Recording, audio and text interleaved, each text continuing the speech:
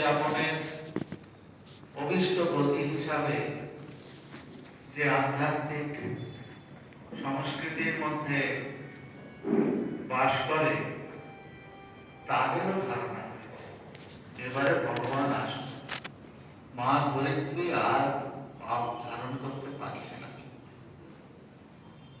তেমনি করে শ্রীরামকৃষ্ণের আগমন এবং তার যে কর্মপ্রণালী, ধর্ম প্রতিষ্ঠা,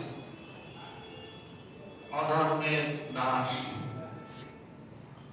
আর সবচেয়ে বড় যে কাজটি তিনি বাল্যকাল থেকে করে আসেন, যেটিকে এক কথায় আমাদের বলা হয় গুরু ভাব, গুরু শক্তির পূর্ণ প্রকাশ।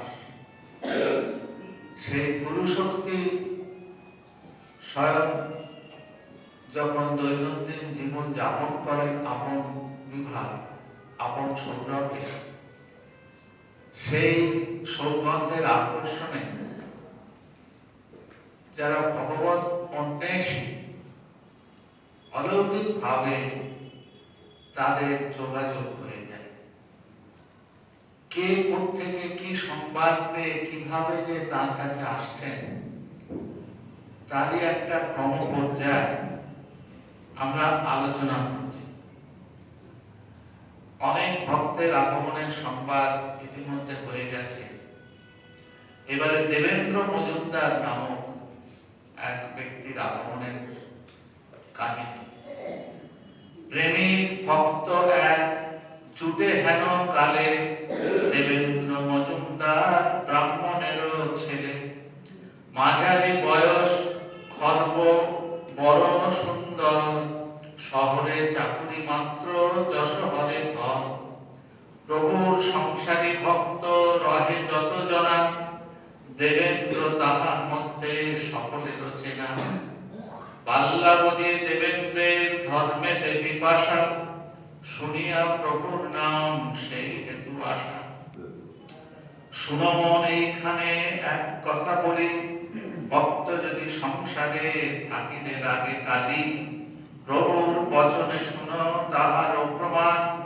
হোক না মানুষ দেহ যতই শেয়ান, যদ্যপি করেন বাস কাজলের ঘরে, নিশ্চয় লাগবে দাগ আজি নয় পরে। এই আমাদের খুব সাবধানে থাকতে হয়। অ্যাসোসিয়েশন, দেশ কাল পাত্রের প্রভাব আমাদের পড়ে। আচরণে আমরা অনুকরণ প্রিয় মানুষ, বিশেষত বাঙালিরা অনুকরণ করতে চায়, যেটা বিভৎস রূপ ধারণ করেছিল ইংরেজ রাজত্বকালে কলকাতা শহরে। তারা নতুন ধর্ম প্রতিষ্ঠা করবে, হিন্দু ধর্মের অবমাননা শুনে তারা ইংরেজের নকল করে নিজেদের প্রার্থনা গৃহের দৌল, অন্তরে এবং বাইরের চূড়া সব চার্চের নকল করে স্ট্রাকচার তৈরি করবে, ব্রহ্ম সমাজ, ওই রকম সব এতে বসা, বেঞ্চিতে বসা, একেবারে যেন একটা চার্চের আদলে তাদের প্রার্থনা মন্দির তৈরি। এইভাবে যা যা বাইবেলে সুন্দর আছে তার মধ্যে কিছু হিন্দু উপনিষদের শ্লোক একত্র করে একটা যেন ফুলের তোড়া তৈরি করল। গাছ থেকে কেটে এনে ফুলের ফোঁটা একসঙ্গে বসিয়ে একটা তোড়া। তোড়া দিনের বসানোর সময় রাত্রি পর্যন্ত হয়তো খুব সুন্দর দেখায়, কিন্তু পরের দিন সেটা ধুবড়ে পড়ে।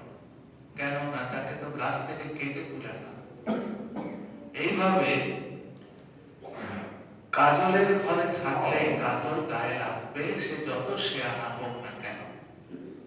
এটা একটা সামাজিক অবধারিত ফ্যাক্ট অফ লাইফ, জীবনের ঘটনা। যদ্যপি করেন বাস কাজলের ঘরে, নিশ্চয় লাগয় দাগ আজি নয় পরে। যতই শেয়ান হোক শুদ্ধমতি, তলে মন ধ্রুব সঙ্গে থাকিলে যুবতী। কলঙ্ক বিহীন গায়ে রহে কোন জন, প্রভুর উপমা শোনো সহ শুনো বিবরণ। তাহলে একটা উপায় আছে, ভগবান উপমা দিয়ে বোঝাচ্ছে যে কেমন করে কালী ঘরে থেকেও গায়ে কালি না লাগিয়ে বাঁচা যায়। বলছেন, খই ভাজিবার কালে দেখো প্রমাণ, সকলেই খই হয় যতগুলি ধান। তবে যেটি ফুটিয়া তখনই ছুটে যায়, রহে না বন্যের মতো উত্তপ্ত খোলা। কলঙ্ক তাহাতে আর পরশিতে না রে, তার তথা রহে যারা খোলার ভিতরে। এক অদ্ভুত ভারতীয় প্রণালী। একই মাতৃগর্ভে সন্তানাদির জন্মগ্রহণের পর কেউ প্রবৃত্তি মার্গ, কেউ নিবৃত্তি মার্গ নেয়। বাল্যকাল থেকেই তার স্বভাব, সে একরকম জীবনযাপন করে। যারা খুব দুঃখর সংসারী, তারা বলে এর দ্বারা সংসার হবে না।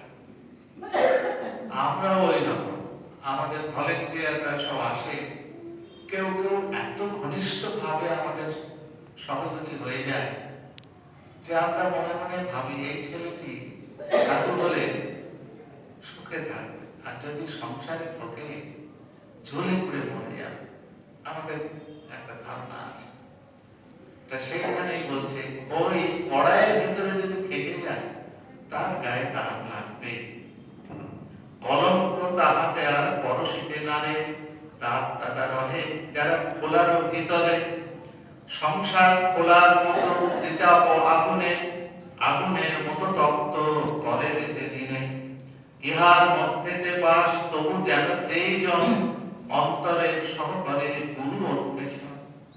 বাল্যকাল থেকেই তার একটা সাধু সঙ্গে খুব আনন্দ হয়। আমাদের যেমন হয়েছিল যে প্রথম যেদিন বেলুড় মঠে গেলাম, এমন আবেগের একটা অদ্ভুত আলোড়ন হলো, যেন আমার পৈতৃক সম্পত্তি আমি খুঁজে পেয়েছি। আমি এতদিন যে ঘরে, যে পরিবেশে, যেখানে ছিলাম, তারা আমার কেউ না। এই বেলুড় মঠ আমার পৈতৃক সম্পত্তি, এতে আমার পূর্ণ অধিকার। এইরকম একটা আইডেন্টিটি আমার ব্যক্তিগত ভাবে বলতে পারি তৈরি হয়েছে। সন্ধ্যাকালে আলোতে বসেছি, কি জানি কেন দু চোখ দিয়ে অশ্রু পড়েছে, কোনো কারণ। ওই হলো সংস্কার।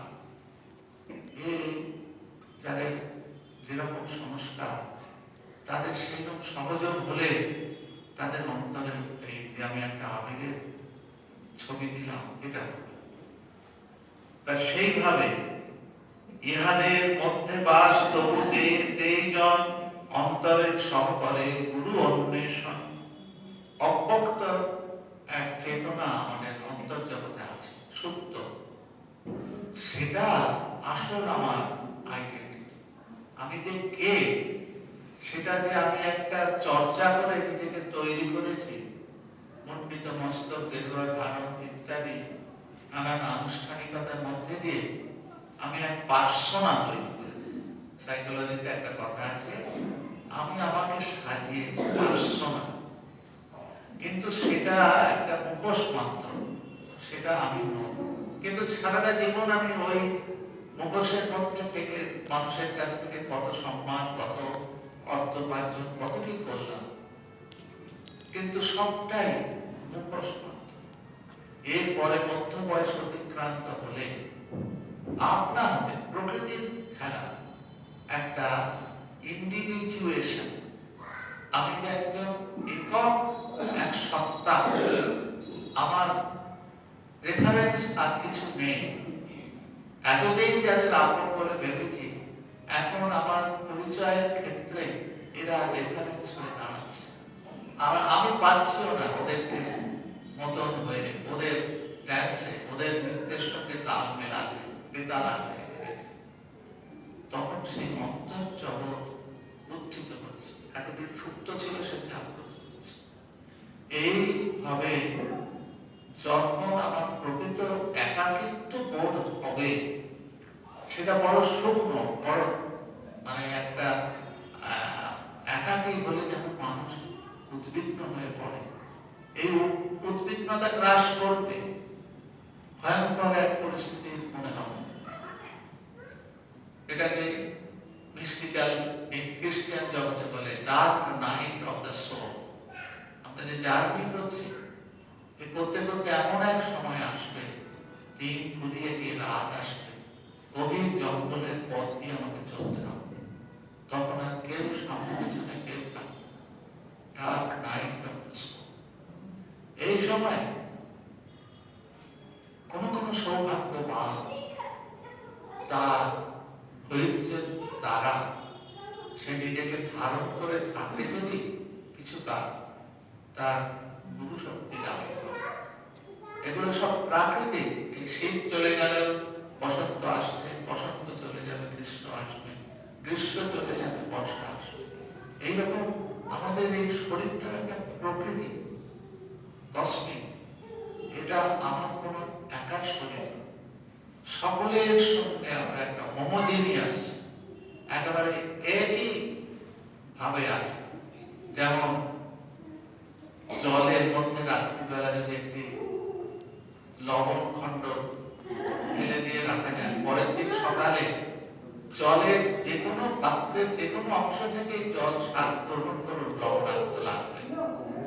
এইরকম আমরা নিজেদেরকে যত মডিউল করে ফেলব, তত কষ্ট, তত। আর যত আমরা প্রকৃতিগত হয়ে যাব, প্রকৃতির সঙ্গে একাকার হয়ে যাব, যেমন বৃক্ষ, লতা, গুল্ম, পশু পক্ষী, তারা প্রকৃতিগত, আর আমরা প্রকৃতি থেকে নির্গত, দুঃখ হয়ে যায়। কিন্তু ও সময় আমাদের আসবে যখন আর খোলস ধারণ করে থাকতে ইচ্ছা করবে, ছুঁড়ে ফেলে দেবে। সেই যে উলঙ্গ, সেটাই হল সত্য। ট্রুথ ইজ ভেরি নেগেটিভ, উলঙ্গ ভয়ঙ্কর। কিন্তু গুরু আছে, তিনি আমাকে মাধুর্য রসে ভরে দিতে পারবেন, এবং সেই রস আর প্রকৃতির মতন আগম অপায় আসবে যাবে, স্থির অকম্প এক ভাব। সেটাকে কি মুখে বলাও যায়, কোন লজিক কিংবা কোন ল্যাঙ্গুয়েজ দিয়ে তার বর্ণনা করা যায়। যদি বলে মুখ আস্বাদন, মুখকে যদি কিছু আস্বাদনের প্রশ্ন করা হয়, সে যেমন বলতে পারে না, খালি মুখটাকে নানানভাবে আকৃতি পরিবর্তন করে। ওই রকম ভেতরে যখন প্রকৃত শান্তি প্রতিষ্ঠিত হবে, লোককে বলতে পারবে। সেইভাবে তিনি ভক্ত শিবপুর চেনা মহারায়, অধমের কোটি কোটি দণ্ডবতটা। প্রভু ভক্ত আর এক ধারা স্বতন্ত্র, উপমান ঠিক চকমকির পাথর, চকমকি পাথর। হাজার বৎসর পাশ জলের অমাঝারে, তুলিয়া আনিয়া সত্য যদি ঠুকো তারে, তখন আগুন করা মিনকি প্রায়, নাহি দেরি সারি সারি কত ভাবিরা। হাজার বছর জলের তলায় পাথর রেখে দিল, জল থেকে তুলে আনে তার চরিত্রকে আবিষ্কার করা যায়। একটু ঠুকলে চন্দ্রের পাথর, আগুনের কণা মিনকির প্রায়, নাহি দেরি সারি সারি কত পাখিরা। তেমনি প্রভুর ভক্ত সংসারেতে যেবা, কামিনী কাঞ্চনা সাক্ত সাগরেতে ডুবা। শীতল শরীর গোটা বিহীন বর, কিন্তু যদি হরি কথা করেন শ্রবণ, প্রেম অশ্রু ভাব ভক্তি রাগের উচ্ছ্বাস, বদন মণ্ডলে পায় তখনই বিকাশ। চেহারায় বলবে, বডি ল্যাঙ্গুয়েজ কথা শুরু হয়েছে, কিন্তু আমরা যে ভার্বেটিক ব্যাকরণগত যে শব্দ প্রণালী তৈরি করি, তাদের প্রেম অশ্রু ভাব ভক্তি রাগের উচ্ছ্বাস, বদন মণ্ডলে পায় তখনই প্রকাশ। পুরী মধ্যে প্রবেশিয়া ব্রাহ্মণ নন্দন, অলৌকিক দিব্য ভাবে হইল মগন। অলৌকিক ভাব, কি সুন্দর, কি সৌরভ, কি সুন্দর গঙ্গার স্নিগ্ধ বায়ু। মাস্টারমশাই একেবারে বিষণ্ণ ভাবাক্রান্ত হয়ে যে মুহূর্তে প্রবেশ করছে, সঙ্গে সঙ্গে তার মনে হচ্ছে সবকিছু সুন্দর। সেইভাবে দরশিয়া প্রভু দেবে করে প্রণিপাত, এখন ভাঙিয়াছিল প্রভুর হাত। তখন তার হাতে পাড় বাঁধা, নাম ধাম জিজ্ঞাসিয়া প্রভু ভগবান, হাতের ঔষধ কিবা হাতে নিন্দে সুধা। বাচ্চা ছেলের মতো আমার হাত ভেঙে গেছে, কি করলে ভালো হবে বলে দাও তো বাবা। কৃপা করিবার ছলে কহেন তাহায়, পরশিয়া দেখো অগ্রে বেদনা যেথা। আহা কি কৃপা, মানে তিনি ছল করে চাইছেন কেউ আমার অঙ্গকে স্পর্শ করুক, স্পর্শ মাত্রেই তার হৃদয় উন্মুক্ত হয়ে যায়, বদ্ধ হৃদয়। ভাগ্যবান বীরপুত্র অঙ্গ পরশিয়া, দেখেন বেদনা স্থান হাত বুলাইয়া। মহাবৈদ্য প্রভু ভগবৎ ব্যাধি বিনাশনে, দেবেন্দ্র ঔষধ কন ব্যথা নিবারণে। ব্যথার ঔষধ হেন নাই আর কোথা, ব্যবহারে আচারে আরাম হবে ব্যথা। আরোগ্যের কথা শুনি প্রভু দেবরায়, আনন্দে করেন মৃত্যু বালকের প্রায়। দেবেন তো পুজো পুজো পুজো বললো, দেখো হাড় ভাঙার ঔষধ তো চলে যাবে, আপনার হাতে চলে দেয়। ব্যবহারে অচিরে আরাম হবে ব্যথা। আরোগ্যের কথা শুনি প্রভু দেবরায়, আনন্দে করেন নৃত্য বালকের প্রায়। প্রভুর প্রকৃতি দেখি ভক্তবর ভাবে, সরল স্বভাব কেন নরে না সন্তরে। এত সারল্য এই নর আকৃতিতে ধারণ হয় না, অসম্ভব। এখানে যে আনন্দ দেখছি, সারল্য দেখছি, এ তো মানুষ এক চমকে তাকে ধরে ফেলে। তৈরি জিনিস হতে হবে। জমে বৈষব প্রেরিতে দিন লক্ষ্য, তিনি পরমাল্য হাতে অপেক্ষা করতে থাকেন কখন বর আসবে, কখন বর আসবে। এই অপেক্ষা, এই অন্তরকে জানা যে তিনি আসবেন, সবরের প্রতীক্ষা। তিনি কথা দিয়েছেন আমার এই অঙ্গ স্পর্শ হবে, সবরে যেমন আশ্রম ঝাড়ি দেয় কিনা, যদি আজকে রাম আসে আশ্রম যেন সুন্দর থাকে। আমাদের পুরনো সাধুদের মধ্যে এরকম ছিল, আমরা দেখেছি।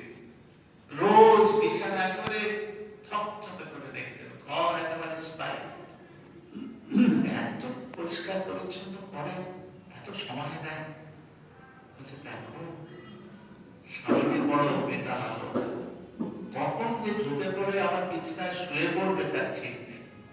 তাই আমি সর্বদা বিছানাটি পরিষ্কার, নিজে মেরে বিছানার ব্যবহারই কর, কিন্তু কখন স্বামী দিয়ে এসে শুয়ে পড়বে।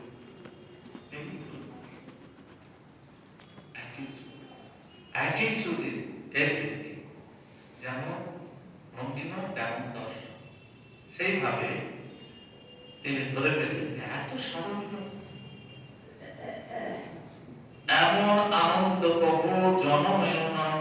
সমাদরে ব্রাহ্মণের করান ভোজন, মধ্যাহ্নে একত্র দহে কথোপকথন। ভাবেতে বিহ্বল হয়ে কথার ভিতর, ধরিলেন কৃষ্ণ লীলা গীত মন। ঠাকুরের আর একটা টেকনিক, অত বক্তৃতা অত উপমা নয়, গান, রামচন্দ্রের গান, কৃষ্ণলীলার গান, তা দিয়ে তিনি একজনকে পরিহিত করতেন। সঙ্গীত হল অদ্ভুত এক প্রক্রিয়া। সঙ্গীতে মানুষকে, কেন পশু পক্ষী কীট পতঙ্গকেও বসায়। সঙ্গীতের মানুষ যদি ঠিকঠাক ব্যাকরণগত সমস্ত ঠিক থাকে, তাল ছন্দ লয় এবং বাক্যের সমাহারের দ্বারা এক অলৌকিক কোনো কিছু বোঝানোর প্রচেষ্টা যদি সেই সঙ্গীতের শব্দের মধ্যে নিয়ে অনেকে স্বরচিত গান গায়, মহারাজের গানের মাথা নেই, বর্ণ নেই। আমরা বলি না ওইসব গান আমাদের চলে না, আমাদের ওই সঙ্গীত সংগ্রহে যত গান সংগ্রহ প্রত্যেকে তোমরা গাও। সেইভাবে ঠাকুর কৃষ্ণ লীলা গীতিকে মনোহরণ করে নিলেন। মধুর সঙ্গীত খানি কীর্তনের সুরে, শুনিলে পাষাণ দিয়া দ্রবীভূত করে। শ্রবণ মধুর গীত মনোমুগ্ধ গালি, শুনিয়াছে দেবেন্দ্রের মন গেল চুরি। গীত সমাপনে প্রভু কহিলেন তারে, দেবালয়ে দেব দেবী দর্শন করে। যাও গিয়ে এবার দেব দেবী দর্শন করো। যেমন সুরম্যপুরী মন্দির দেবতী, সজ্জীভূত তেন দেব দেবীর মূরতি। নিরানন্দ শ্রী দেবেন্দ্র প্রভুর আজ্ঞায়, ছাড়িয়া তাহারে আর যাইতে না চায়। আজ্ঞা পালন করতে হবে। গুরু স্বীকৃতি মনে মনে হয়ে গেছে, কিন্তু পা নড়ছে না, যাইতে না চায়। কি করে? মহা আজ্ঞা করিয়া পালন, দ্রুত গতি ফিরিলেন প্রভুর শরণ।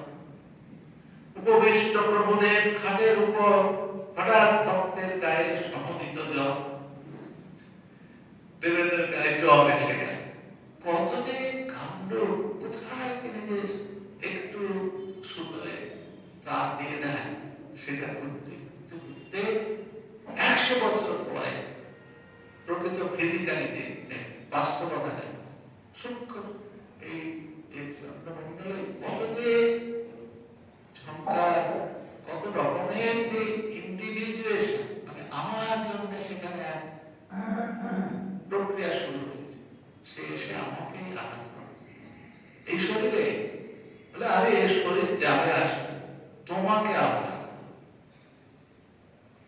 জীর্ণ বস্ত্রের মতো আমরা তো বলি যে শরীর, শরীর তো আমি নই, আমি সূক্ষ্ম শরীর, যেটা এক শরীর থেকে আরেক শরীর। এই জন্মে হলো না, পরের জন্মে। আমাদের একটা মজার কাহিনী আছে, যেখানে মহন্ত হয়ে সকালবেলা একটা ক্লাস নেই, আমি খুব ভালো বেদিক চ্যান্টিং করতে পারি, গীতা পাঠ করতে পারি, গানটা পারি। যাই হোক, সকালবেলা ক্লাস করে গতকালে আছি তো, প্রতিদিন হয় না, মানে পরিস্থিতি সেরকম না। এখানে হলে তো একেবারে জমটা মারতে যাবে, 9টা থেকে 10টা রবিবার। সে একেবারে সকলের খুব উৎসাহ পেয়েছে। প্রোগ্রামগুলো কোনটা খায় বেশি আমাকে তো নজর রাখতে হয়, সেটা খুব খাচ্ছে। আর রবিবারের শেষ রবিবারে জপযজ্ঞ একটা স্বয়ং ঘর আছে আলাদা, সেখানে সব জপ করবে 1 ঘন্টা, 9টা থেকে 10টা, 10টা থেকে 11টা ওইরকম হবে। তারপরে ঠাকুরের ভোগ উঠবে, তখন তারা বসে বসে থাকে, কল্পনা করবে ঠাকুর এখন আমাদের নিবেদিত নৈবেদ্য ভক্ষণ করছে। তারপরে 11:30টায় ভোগ নেমে গেলে ওনাদেরকে বসিয়ে খাইয়ে। তাই এই যে প্রক্রিয়া, এই প্রক্রিয়ার যারা আসে এবং আমি যেখানে অবস্থান করি, এগুলো সব পূর্ব নির্ধারিত। পূর্ব মানে কতকাল আগে? বলে আরে কাল তো একটা কল্পনার বস্তু, নির্ধারণ করা আছে, কালের অপেক্ষা করলে হবে। ও যেটা বললাম, তা বেলুর মঠে প্রচার হয়ে গেছে যে বারাসাত মঠে রোজ সকালে গেলে মনে হয় যেন আজকে কিছু উৎসব আছে। ওহে পুরো জিজ্ঞেস করে, তুমি যে এত বড়, তা জোয়ান ছেলে মেয়ে কটা আসে? একটাও আসে না। তাদের কেরিয়ার তৈরি করা বিভিন্ন আড্ডার এমন সিস্টেম যে যুবকদের মন্দিরে পাওয়াই যাবে। তাহলে ওই বয়স্কগুলো ওদের বলে কি লাভ হয়? আচ্ছা মহারাজ, আপনি তো জোয়ান ছেলে মেয়েদের কথা বলছেন, ওইটা যদি 10-12 বছরের ছেলে মেয়ে পায়, তাদের তো সংস্কার তো এখনো তৈরি হয়নি, আরো ভালো। আমি 5 বছর আমি তো টেনে নিয়ে যাচ্ছি, সেটা না করতে পারছে না। তারপরে যদি এক জন্ম আগে থেকেই সে এসে শুনতে থাকে, তাহলে পরের জন্ম কত শুভ হবে বলুন তো? আরে তুমি খালি তর্ক করো, আমার ভাবটা ধরতে পারবে না। বলুন আপনারা সত্যি সত্যি এরকম কথা মানবেন কি? যে এই যে দেব স্থানে বসবাস, দেব খাদ্য গ্রহণ, এই যে সাত্বিকতার একটা বিশাল আবরণের মধ্যে আপনারা ধারণার মধ্যে রয়েছে, এই সন্ধ্যা আরতি সন্ধ্যা করে এই যে ধর্ম আলোচনা, এগুলো আপনাদের পরজন্মে কাজে আসবে না? কেমন শুদ্ধ জন্ম হবে কেউ? কি হ্যাঁ বলুন, চিৎকার করুন। হ্যাঁ হবে, অবশ্যই হবে। তবে আমরা অপেক্ষা করবো কেন? এবং এই কথা উপনিষদের কথা, আমি যে চালাকি করে বলছি তা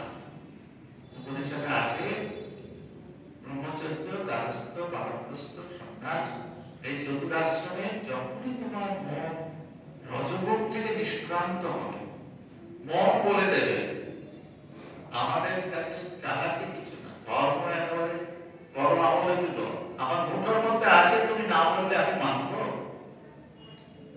যদ হরে বিরোধে, যদ অহরে বিরোধে, তদ অহরে প্রব্রজে। অহ মানে যে ক্ষণেতে তোমার মন বলবে আমি এখন বিরজ প্রাপ্ত হয়েছি, সেই অহতে, সেই ক্ষণেতে তুমি প্রব্রজা গ্রহণ করো। যেমন জাগ্রবন্ধু বলল যে আমার এখন বিরজা হয়েছে, আমি বিরোধ ত্যাগ করবো, তোমরা সংসার করো, এই অনুভবে আসো। আর এক হয় আনুষ্ঠানিকতা। হিন্দু ধর্মের একটা বিশ্বাস যে চতুরাশ্রম আশ্রয় না করে মরলে নরকের যন্ত্রণা পেতে হবে। ওই জন্য এই পূর্ব ভারতে, বিহার, উত্তরপ্রদেশের অত্যন্ত প্রতিষ্ঠিত পরিবার, ছেলেরা সব বড় বড় আইএস অফিসার, মিলিটারি জেনারেল, তারা বৃদ্ধ বাবাকে কাশীপুর বৃন্দাবনে নিয়ে এসে বিরজা করে, বিদ্যা কোন একটা আশ্রমে মহন্তকে বললো বাবাকে করে দিই, আর বলে পড়ার বাড়ি নিয়ে যেতে হবে। ওই আশ্রমে একটা ঘর ভালো করে রিপেয়ার করে সুন্দর করে দুটো চাকর রেখে তারা একটা দিলেন, বাবা ওখানে থাকে। তারপরে মহন্তকে বললো আপনি পাশে আর একটা বাড়ি করুন, ঘর করুন, সব টাকা আমরা দেখবো। বাবার কাছে তো মানে মানে আমাদের রাস্তা। এগুলো হলো একটা আনুষ্ঠান, রিচুয়াল। এই রিচুয়ালটাকে গ্রহণ করতে হবে। আমাদের ভক্তদের মধ্যেও এরকম প্রবণতা দেখা যায়, কোথাও লুকিয়ে একটু গেরুয়া ধারণ করে আছে, কাপড়ের একটা খন্ড কি চালু একটু দোকান থেকে গেরুয়া দোকানে কিনলো, মন তৈরি করে মনে সেই রকম বস্ত্র, সেই রকম খাদ্য, সেই রকম ব্যবহার, সেই রকম প্রণালীতে আপনা হতে চলে যাবে, কেউ আটকাতে পারবে। তাই বলছে যে তা হলো কি, হঠাৎ ভক্তের শরীরে জ্বর আক্রমণ করেছে, হঠাৎ ভক্তের গায়ে সমুদিত জ্বর, খরখর অঙ্গ মুখে বাক্য নাহি ঝরে, শশব ব্যস্ত প্রভুদের দেখিয়া তাহারে। পিতা পুত্রের জ্বর দেখে শশব ব্যস্ত হয়ে গেছে। বাবুরামে বলিলেন বিষণ্ণ অন্তর, ৭০ পানসি আনো ঘাটের উপর। জুটিল পানসি এক, কিন্তু তার মাঝি সোয়া টঙ্কা ভাড়া বিনা নাই হয় রাজি। প্রভু বলিলেন আরে সোয়া না, যে এইখানে সোয়া টঙ্কা এত বেশি ভাড়া দিবে কেনে? এতে বলিয়া উঠিলেন ভগবান পানসির অন্বেষণে গঙ্গা পানি চান। হিসাবে কিরকম, অত দাম দেবো না, এত দাম দেওয়া হয়। এই কিলা পানসি এক আছে অন্য কুলে, বহুদূর ব্যবধান দৃষ্টি নাহি চলে। মাঝিরে তরঙ্গ রাজি করি ভীম রোড, করেছে গঙ্গার পক্ষে মহাগণ্ডগোল। শব্দ পৌঁছাচ্ছে নৌকায়, প্রবল পবন বয় শন ডাকে, শ্রবণবধিক শব্দ ব্রজনাদ ডাকে। মন্দিরের দ্বারে দাঁড়াইয়া লক্ষ্য করি, মাঝিরে ডাকেন ভবনীতির কাণ্ডারি। সুকৌশল ধানুষ্ক যেমন জুড়ি স্বর, মন্ত্রপ্রুত করি ছাড়ে লক্ষ্যের উপর। বিভেদিয়া শব্দতাল বাধা লাগে কিসে, কাটিয়া পাড়িয়া লক্ষ্য চক্ষুর নিমেষে। তার ইচ্ছা শত শত বিঘ্ন সত্যকে পৌঁছল। সেই মতো শক্তিময় শ্রীপুর বাণী যেমন নির্গত, মাঝি শুনিল অমনি। পানসি ছাড়িয়া দিল দেরি নহে আর, দ্রুতগতি উতরিল গঙ্গার এপার। মাঝিটি মানুষ ভালো সরল চেহারা, চুকিল তাহার সঙ্গে সোয়া আনা ভাড়া। বাবুরামে বলিলেন প্রভু গুণমণি, শহরেতে দেবেন্দ্রের সঙ্গে যাও তুমি। মহাভক্ত বাবুরাম শ্রী আজ্ঞা পালনে পানসিতে উঠিলেন দেবেন্দ্রের সঙ্গে। প্রথম দর্শন দিনে এই তৎকথা, পশ্চাৎ পাইবে মন করেন বারতা। কি রকম সম্পর্ক একদিনের মধ্যে স্থাপন হয়ে গেল। এমনি হলো ভগবানের সংযোগ। তিনি একটা কনস্টিলেশন, একটা সৌরমণ্ডল তিনি রচনা করছেন, রামকৃষ্ণ মণ্ডলী। জুটিল আর এক ভাই, ভূপতি ভাই ব্রাহ্মণ কুমার, ভাষায় ভান্ডার নাই গুণ গাইবা, এত গুণেই যা ভাষায় ভান্ডার নাই গুণ গাইবা। বয়স বিশেষ মধ্যে সুন্দর বড়, নহে লম্বা নহে বেটে দোহারা বড়। অধ্যয়ন বিশ্ববিদ্যালয়ে এ সময়, বুদ্ধির তীক্ষ্ণতা কথা কহিবার নয়। ধীর শান্ত বিনয়ী মধুর মিষ্ট ভাষী, চারুশীল চিন্তাশীল বিজন প্রবাসী প্রয়াসী। গুণাদির মধ্যে এক অত্যন্ত প্রবল, দুনিয়ায় নাহি কেহ এমন সরল। সরলতা না হলে ভগবান করিবেন না। এখন সরল বলতে কি বোঝায়? বোকা। এই এক অদ্ভুত একটা আলোচ্য বিষয় যে ঠাকুর যে এত সারল্যের গুণ ধরছেন, এবং আমাদের যত উপনিষদ, যত গীতা, যত পৌরাণিক কাহিনী, সেখানে এক যে সরলতাই হলো ভগবানের আসল আকর্ষণ। যেখানে সারল্য সেখানেই ভগবানের আবির্ভাব। তো যাই হোক, সারল্য ব্যাপারটা প্রভু ভক্ত মাত্রায় আছে সরলতা মাথা, তুলনায় এ সরলে সে সরল বাঁকা। এত সারল্য যে আগের আগের যত সরল ব্যক্তি প্রভু আশ্রয় পেয়েছে তাদের চেয়েও সরল। আঁকিতে নারীর ছবি মনে রহেছে, পেটে মুখে বিপদীর নারী কোনো ভেদ। সত্য পরায়ণ তাকে এত পরিমাণে, বিনা সত্য মিথ্যা কিবা আদতে না জানে। কৃতদার এইখানে বসতি শহরে, ধর্মচর্চা হয় ব্রাহ্ম সমাজ মন্দিরে। বিবেক প্রাপ্তির হেতু ধর্ম আলোচনা, বিবেক প্রত্যুচ্চ বস্তু হৃদয়ে ধারণা। শুনিয়া প্রভুর নাম মাহাত্ম ভারতী, দর্শনে উপনীত হইল ভূপতি। আশ্বাসী আশ্বাস বাক্যতে ভগবান, চরণে শরণাপন্ন জনে দিয়া স্থান। এইয়াতে মাসপদ শ্রী শ্রী পদে ঠাঁই, আসে যায় বারে বারে শ্রীপতি ভাই। শ্রী ভূপতি ভাই স্বভাবত দ্রবীভূত কাঞ্চনের প্রায়, প্রভুর পরশে ক্রমে কান্তি বেড়ে যায়। সাত্বিক গুণের আবির্ভাব হচ্ছে প্রভুর সান্নিধ্যে, সেই রকম তার শরীরের দ্বিতীয় প্রকাশ পাচ্ছে। এগুলো প্রত্যক্ষ ব্যাপার, যেটা মানুষ তার অন্তর জগতে কেউ লুকিয়ে রাখতে পারে। এই শরীর হচ্ছে মনের রচনা, চিন্তার আশ্রয়, বুদ্ধি। এই শরীর বলে দেবে this is the mirror of mind. মনই বলে দেবে যে কতটা শুদ্ধ, কতটা সুন্দর। প্রকৃতিতে ভূপতি অতীব মনোহর, সুন্দর অপেক্ষা দেহ পরম সুন্দর।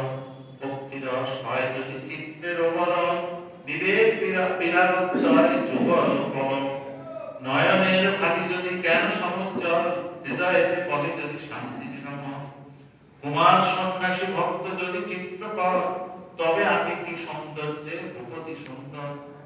একদিন মন্দিরের দুয়ারের ধারে, বিহ্বল হইয়া গায় অনুরাগ ভরে। হৃদয় বিবেদী ভাবে মরণের গান, কণ্ঠবে ঝরে অশ্রু ধারার সমান।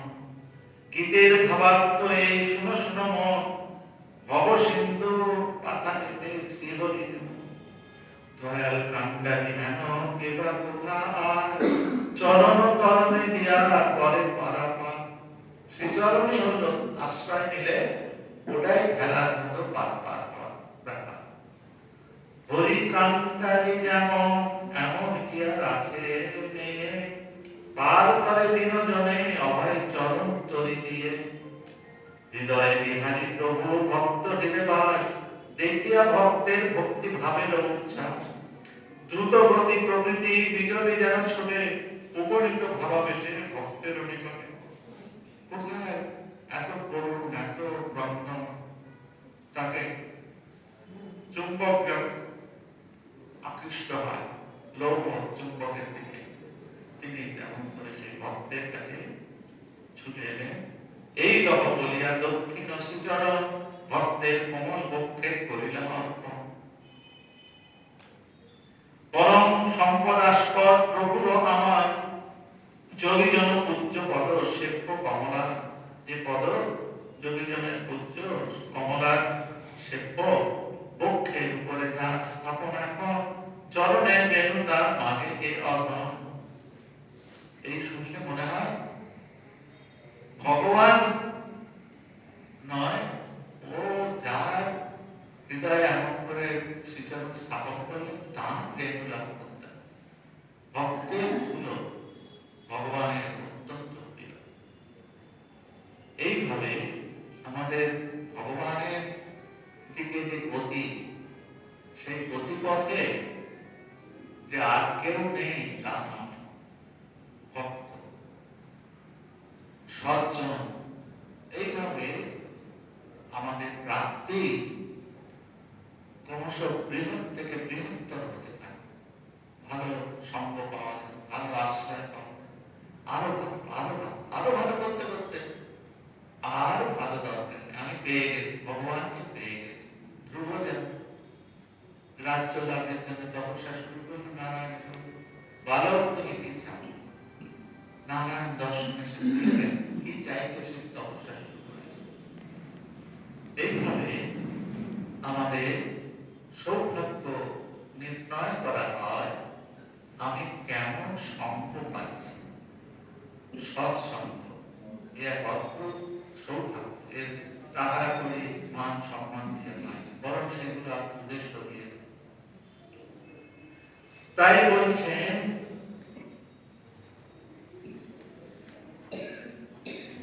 বক্ষের উপরে যান স্থাপন এখন চরণে রেণু তার মাগে এ অধম। সর্ষে বর্ষায় বিকশিত শতদলে পাইয়া মধুর কোষ মুক্ত কুতুহলে। বলি যেন মধু পানে মহামত্তে মানে, তেমনি ভূপতি শ্রী শ্রী চরণ সরণে। ক্রমশ উদাস মন হয় অধ্যয়নে, সতত মানস রহে প্রভু সংবিধানে। প্রভু তেমনি তানি হইয়া সদা পরিপূর্ণ দেবগণে। শ্রী অঙ্গ আবার দেখাইলা আর বার শুনো বিবরণ, ভক্তি প্রদায়িনী কথা ভক্ত সংকট। প্রভু তাকে তার অঙ্গের ভেতরেই যে সব দেবী দেবী বিরাজ করছে সেই দৃশ্যটা বিশ্বরূপ দর্শন চিন্তা করেছিল। এগুলো সেই বিশ্বরূপের পর্যায়ে। এইভাবে তিনি ভক্তি প্রদায়িনী কথা ভক্ত সংকট, এইসব শুনলে এই যে পাঠ করছি আপনারা শ্রবণ করছেন, এই যে মাধুর্য রস একটা চারিদিকে বিস্তার লাভ করছে, এটাই তিনি বলছেন ভক্তি প্রদায়িনী কথা। এটা হলো এই কথাটাই ভক্তি প্রদায়িনী। ভক্তির জন্য তাকে প্রার্থনা করি, ঠাকুর ভক্তি দাও, জ্ঞান দাও, বিবেক, শুদ্ধ ভক্তি দাও। কি করে হোক? এইভাবে কোথায় তার নাম কীর্তন হচ্ছে, কোথায় তার নাম কীর্তন হচ্ছে, চলো একটু যাই গিয়ে শুনে আসি। এমনি করে এক প্রার্থনা। একদিন প্রভুর সম্মুখে ভক্তবর পাতিয়া নয়ন দুটি প্রভুর উপর উপবিষ্ট যুক্ত করে স্বভাবে মম হেনকারে বলিলেন প্রভু নারায়ণ। দাঁড়াইয়া ভাবাবেশে ভাবে রবিও বলে, দেখিতে এতই সাপ দেখো হাকিমে। চুপ করে তাকিয়ে আছে। প্রভু দেখলেন জানি কিন্তু কোনো কথা বলে না, শুধু আমার এই বিগ্রহের প্রতি তার নজর একবারে স্থির অকম্প করে ধরে রেখেছে। তবুও তেমন লীলাময়। তিনিও বললেন, দাঁড়াইয়া ভাবাবেশে ভাবে রবিও বলে, দেখিতে এতই সাপ দেখো আঁকি মেলে। দেবেশ বাঞ্ছিত দৃশ্য দেখে ভক্তবর, বিরাজিত দেবত্রয় অঙ্গের ভিতর। তিন দেবতা সকৌতুক চারিমুখ হংসের আসনে, সুদীর্ঘ কমল বক্র দিবা আন্দোলনে। প্রকাশে পুলক হংস হেলে দুলে মাথা, ধরিয়া ধবল পৃষ্ঠে সৃষ্টির অভিধাতা। স্থানান্তরে খগেশ আসনে সংস্কৃতি, পাতা রূপে চারিদিকে দিকে লক্ষিত। শোভা পায় এক পাশে যোগী মহেশ্বর, বেশভূষা সজ্জীভূত কৃষের উপর। কি দেখো কি শোনো মন বিচিত্র ভারতী, বিশ্ব জননীর ভাবে অখিলের পতি। কোটি ব্রহ্মা, কোটি বিষ্ণু, কোটি মহেশ্বর, কোটি সৃষ্টি, কোটি কোটি বিশ্ব চরাচর। একমাত্র রংকূপে উঠে ডুবে খেলে, বিম্বের যেমন ধারা নিলাম জলে। হেন প্রভু রামকৃষ্ণ অনন্ত অনাদি, অব্যক্ত অচিন্তনীয়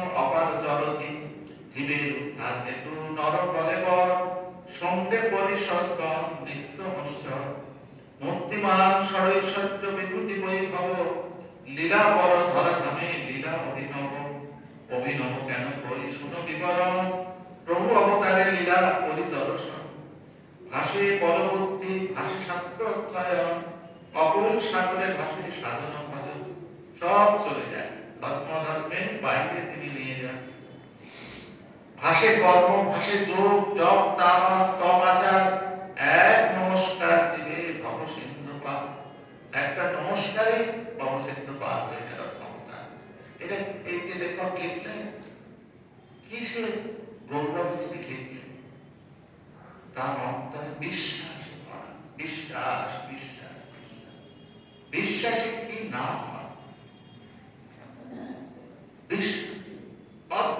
ধর্ম জগতে শুধু নয় বৈজ্ঞানিক জগতে বিজ্ঞানী একটা বিশ্বাসে প্রতিষ্ঠা হয়েছে যে এটা এই রকম সেটাকে আমার অঙ্কের মাধ্যমে ডেমনস্ট্রেশনের মাধ্যমে খালি পাবলিক প্রমাণ করে আমার অন্তর সিদ্ধান্তে চলে এসেছে কিন্তু সেটাকে ডেমনস্ট্রেটেবিলিটিতে আনার জন্যই যা কষ্ট তাদের বিশ্বাসী মানুষের যা কিছু আহিত বস্তু প্রয়োজন সব বিশ্বাস বললাম যে জগতে এই যে কম্পিউটার এখন খেয়ে দিচ্ছে এটা তো শুধু মনের চিন্তনের দ্বারাই এটা প্রস্ফুটিত হয়েছে এই একটা মন্দির এটা তো মনের চিন্তনের দ্বারাই ডিজিটালিটি লাভ করেছে তাই চিন্তাই হলো মানুষের নরম চিন্তাই সর্ব তাই প্রভুর এই যে এত ঐশ্বর্য তিনি বললেন সেটা শুধু এই লেখকের বিশ্বাস তিনি জেনেছেন এই রকম কি রকম যা বললেন আর দিন প্রভুদের কল্প তরু বেশে দাঁড়াইয়া ভূপতির সম্মুখ প্রদেশে ভাবে যে বিভোর অঙ্গ করে টলটল বলিলেন ভক্ত বরে কি মাগিস বিবেক সর্বোচ্চ বস্তু ভূপতির জানা তাহাই প্রভুর কাছে করিল প্রার্থনা এটা একটা কন্ট্রাডিকশন যে আমার প্রলোভন আছে এখনো বাসনা কামনা সংগ্রামী হয়নি এমন সময় এমন এক শক্তিধর পুরুষ এসে বললেন কি চান বলুন আমি দেবো আমার ক্ষমতা আছে আপনার বাসনা পূরণ করার আপনি কে এত শক্তি আপনি তো মানুষ নই আপনি ভগবান আমি কিছুই চাই আপনি ভগবান ভুলে বিস্মিত হয়ে ভগবান কেন মানুষের মর্যাদা মানুষের যে ডিগনিটি সেটা এই বিষয়ে কামনা নয় এটা এত সুপারফ্লুয়াস আমাদের শাস্ত্রে বারবার যে ক্ষুধা তৃষ্ণা নিদ্রা এগুলো যেমন ফান্ডামেন্টাল বায়োলজিক্যাল নেসেসিটি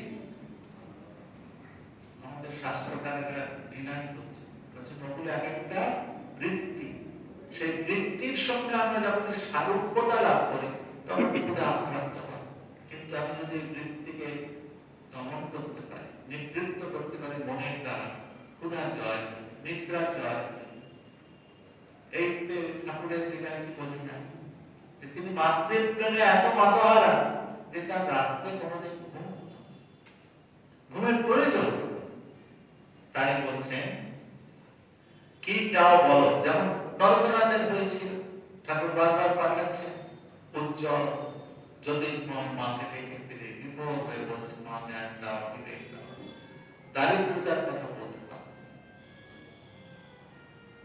মৌন থাকি কিছুক্ষণ গৌরে গণ তারে এত সাক্ষাৎ তবে সপ্তমের ঘরে ধন্য লীলা প্রিয় ধন্য ধন্য ভক্তগণ ধন্য ধন্য ধরা ধাম লীলার আসন এই লীলার আসন এই যে সংসার যার লেগেছে বোঝা তার হয়েছে সোজা বোঝা বুঝি বাবা মেলে মানছে সে এই জগৎ খারাপ নয় আমি খারাপ পরের দোষ দেখতে নেই এই জগৎ is projection of your own mind তোমার নিজের প্রজেকশন এই জগৎ ধন্য ধন্য জীবকুল যদিও যায় বুদ্ধিহারা দিশাহারা মহি আমায় কামিনী কাঞ্চন ধন্য হরে ভক্তি চান, ধন্য শ্রী প্রভুর শিক্ষা মায়া মারা পান। প্রভুর স্মরণ মননে এত তীব্র যে বস্তু কামিনী কাঞ্চন, তার কাছে ভক্তের কাছে সেসব প্রভু চুরি করেন কেড়ে। কিরকম বর্ণনা, ধন্য শ্রী প্রভুর শিক্ষা মায়া মারা ভান, মায়াকে মেরে ফেলে দিচ্ছে, বল মায়া মারা ভান। সকলে বিমোহে মায়া বিমোহিতে নারে, জাগে রামকৃষ্ণ ভক্তি যাহার অন্তরে। মায়ার মোহিনী শক্তি প্রভুর প্রদত্ত, ভক্তা ভক্ত সকলে ইহার আয়ত্ত। এড়ানো কাহার নাহি মায়ার প্রভাবে, ভক্তজন ভাসে তাই ভক্তিহীনে ডুবে। কল্পতরু রূপে যাবে অখিলের পতি, ইন্দ্রত্ব মাগিলে পরে পাইত ভূপতি। কিন্তু আত্মসুখ ভোগে হইল না সার, বিবেক সুন্দর জ্ঞানে মাগিল প্রসাদ। ঘরে যায় যুবতী ভূপতি কৃতদার, পরাণ সমান ছিল এতদিন তার। যারা এতদিন এত প্রিয় নিজের প্রাণের প্রাণ, বন্ধন শিথিল ক্রমে পায় দিনে দিনে, দিনে রেখে উঠে প্রীতি থাকিতে শ্মশানে। পরে কি হইল পরে কব বিবরণ, উপস্থিত ধ্রুপদীর কথা সমাপন। এইভাবে আমরা এখন এইসব লীলা কাহিনীতে অন্তত থাকার চেষ্টা করি। কঠোর হৃদয় এই সমাজে স্নিগ্ধ ভাব কিন্তু শ্রীরামকৃষ্ণ লীলা সব ওম শান্তি শান্তি শান্তি। হরি ওম তৎসৎ। শ্রীরাম